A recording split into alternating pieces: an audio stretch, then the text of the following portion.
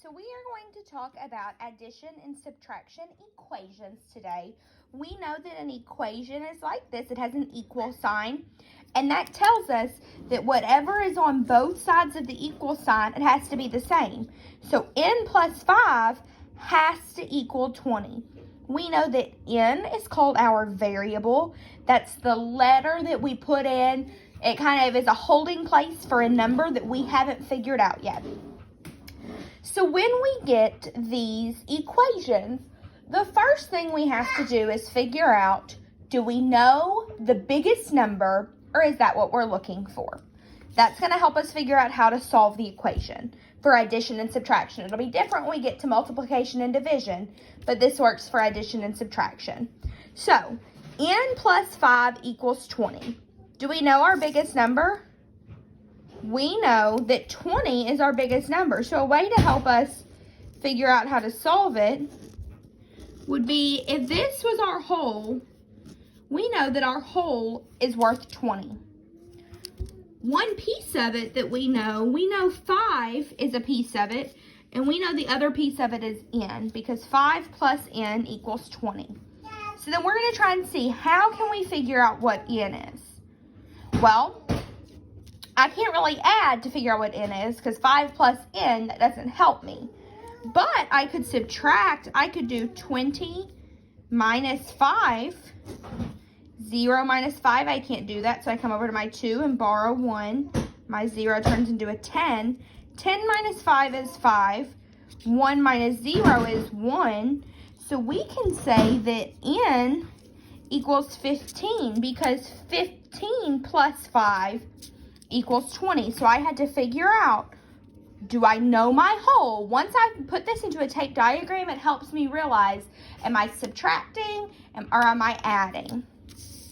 So if we look at another one, n minus 7 equals 35. So we know that these need to be the same on either side. This is 35, and whatever this is, n's going to have to be bigger than 35, because n minus 7 equals 35. So when we think about that and we draw our whole, do we know what this whole is worth? Do we know our biggest number? We know 35's a part, we know 7's a part, but we don't know our biggest number yet. Our biggest number is still unknown. The parts that we know are 7 and 35. So subtracting to find n isn't going to help me. But if I know the two parts of the whole, I can add those. 5 plus 7 is 12. 1 plus 3 is 4. That means that n must equal 42. 42 minus 7 equals 35. So this would be the number that would make that equation correct. It would make it true. So if we look at another one, 18 minus n equals 5. So if I draw my diagram, I'm trying to figure out, let's look back at these two that we did. When I knew the whole, I subtracted. When I knew the parts and was looking for the whole, I added. So let's see what we're going to do on this one. If you know the whole, you subtract. If you know the parts and you're looking for the whole, you add. 18 minus n equals 5. We know 5's not going to be our biggest number. But let's think about it. 18 minus n equals 5. If we are subtracting something from n to get 5, could we subtract something larger than 18?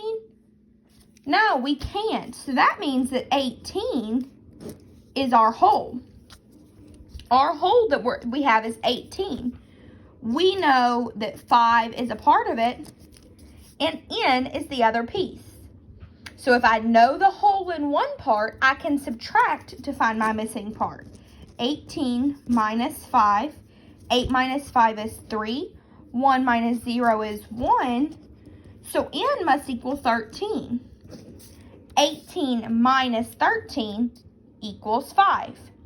We knew the whole in one part, so we solved with subtraction. Last one. 16 plus n equals 63.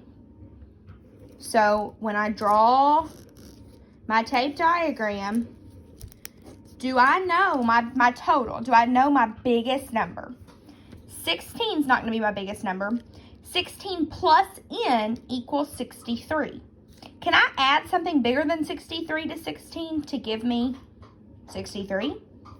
I can't do it. So that means 63 is my biggest number.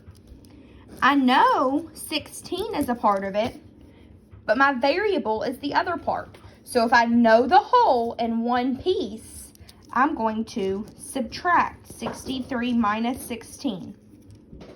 I can't do 3 minus 6, so I'm going to come to this 6 and borrow. I'm going to make that a 5, make that a 13. 13 minus 6 is 7. 5 minus 1 is 4. So 47 must be my missing piece. You can always, when you do that, so we think that this is 47, it's super easy to check myself. If I do 16 plus 47, I should get 63. Let's see. 6 plus 7 is 13. 1 plus 1 is 2. Plus 4 is 6. I got 63. I think the easiest way to do addition and subtraction equations with variables is draw it out. Figure out, do you have the whole? If you have the whole and a part, you subtract.